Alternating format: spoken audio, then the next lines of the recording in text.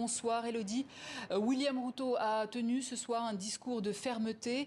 Est-ce que cela va apaise déjà les manifestants ou au contraire les contrarie davantage ? A priori, ces déclarations vont plutôt exciter les manifestants et les Kenyans. À chaque fois que je me suis rendue cette semaine à des manifestations, les Kenyans m'ont expliqué qu'ils descendraient dans la rue jusqu'à ce que le projet de loi de finances 2024 soit totalement retiré. Or, ce soir, lors de son discours, le président William Ruto n'en a pas du tout fait référence. Il a juste parlé d'événements qui sont une trahison envers l'État kényan et a qualifié les manifestants de criminels. Il se pourrait donc que dès demain, même si ce soir Nairobi est assez calme, que dès demain les manifestations reprennent. Mais Elodie, dites-nous, pourquoi assiste-t-on à des manifestations d'une telle ampleur ? Eh bien, à la base, tout est parti des réseaux sociaux. Ce sont principalement les jeunes Kenyans qui constituent la très grande majorité de la population, qui ont commencé à parler, à avoir un mouvement de contestation en expliquant que les nouvelles taxes qui étaient prévues dans la loi de finances 2024 étaient particulièrement injustes. Et puis en parallèle à ça, il faut se rappeler qu'au Kenya aussi, il y a eu beaucoup d'inondations dans les rues et donc il y a beaucoup de Kenyans qui ont perdu leur maison.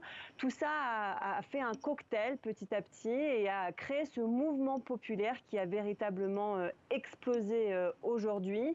Et voilà, c'est des manifestations qui sont à Nairobi, mais pas seulement à Nairobi, véritablement dans tout le Kenya et qui sont totalement inédites. Et aujourd'hui même, on a appris que des policiers kenyans étaient arrivés en Haïti pour une mission internationale. Les Kenyans s'intéressent-ils à ce dossier dans ce contexte de tension ? Pas réellement, hein. Aujourd'hui, c'est surtout les manifestations dont il était question.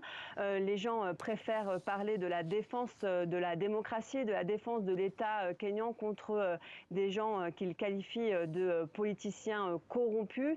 D'autant plus que l'envoi de ces policiers s'est fait en catimini aujourd'hui dans le secret le plus total. Aucun média n'a été invité.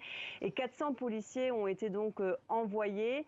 Ce qui est sûr, c'est que ce qui s'est passé aujourd'hui va permettre aux organisations de défense des droits de l'homme qui sont déjà très critiques dans l'envoi de ces policiers de nouveau critiquer ces policiers qui aujourd'hui ont tiré à balles réelles sur les manifestants, ont été particulièrement violents envers les Kenyans.